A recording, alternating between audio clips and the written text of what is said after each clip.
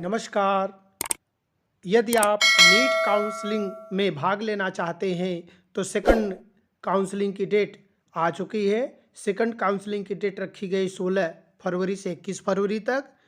पहली काउंसलिंग में यदि आप अपने विद्यालय को चॉइस कर चुके हैं, विद्यालय प्राप्त कर चुके हैं, तो उसे 14 फरवरी तक विद्यालय को छोड़ना था। यदि आप विद्यालय नहीं छोड़े हैं तो आपको सेकंड काउंसलिंग में मौका नहीं दिया जाएगा।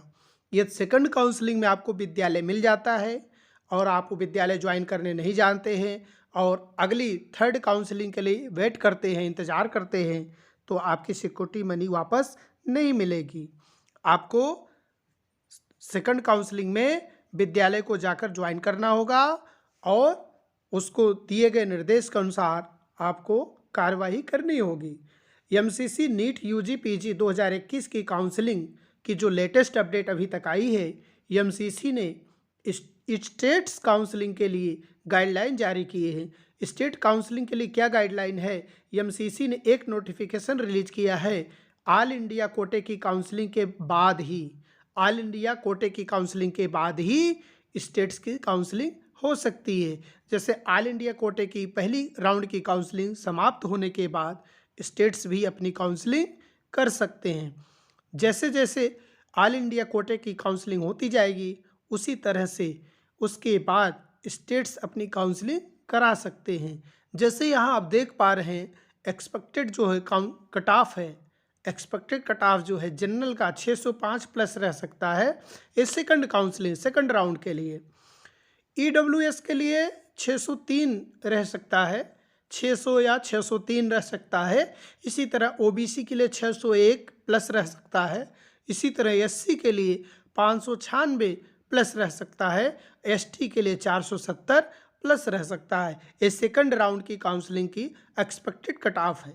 इस तरह से अगर फर्स्ट राउंड की बात करें, फर्स्ट राउंड में जो था इस तरह से जनरल जो था 13,970 रैंक वाले बच्चे 612 मार्क्स पाए हुए थे, इनकी काउंसलिंग हुई है। ईडब्ल्यूएस 15,662 अर्थात 608 मार्क्स प्राप्त करने वालों के लिए था। ओबीसी 14,930 610 अंक प्राप्त करने वालों के लिए था। इसी तरह एससी 78,780 अर्थात 507 अंक प्राप्त करने के लिए था। एसटी का 1,02,589 अर्थात 480 मार्क्स प्राप्त करने वालों के लिए था। तो एमसीसी ने जो अभी गाइडलाइन जारी किया है उसके अनुसार 9 फरवरी से 14 फरवरी के बीच जो काउंसलिंग अभी हुई है उसमें जो विद्यालय आपको मिले हैं, विद्यालय छोड़ने की अंतिम तिथि 14 फरवरी तक दी गई है। 14 फरवरी के बाद आप विद्यालय नहीं छोड़ सकते। 16 फरवरी से 21 फरवरी तक सेकंड राउंड की काउंसलिंग की तिथि निर्धारित की गई है। पहले यह था कि ऑल इंडिया कोटे के काउंसलिंग के साथ साथ स्टेट्स भी अपनी काउंसलिंग करा लेते थे, लेकिन अब यह एमसीसी ने इसको गाइडलाइन जारी करके स्पष्ट कर दिया है कि ऑल इंडिया कोटे के काउंसलिंग के बाद ही स्टेट्स अपनी काउंसलिंग करा पाएंगे। ऑल इंडिया कोटे की काउंसलिंग के बाद ही स्टेट्स अपनी काउंसलिंग करा पाएंगे, उसके पहले नहीं। जैसे फर्स्ट राउंड की काउंसलिंग ऑल इंडिया कोटे के समाप्त होती है तो स्टेट्स फर्स्ट राउंड की काउंसलिंग करा सकते हैं। इसी तरह ऑल इंडिया कोटे के सेकंड राउंड की काउंसलिंग के बाद स्टेट्स भी सेकंड राउंड की काउंसलिंग करा सकते हैं। इसी तरह जब ऑल इंडिया कोटे की काउंसलिंग हो जाया करेगी तभी स्टेट्स भी अपनी काउंसलिंग करा पाएंगे। इस तरह से आज के लिए इतना ही।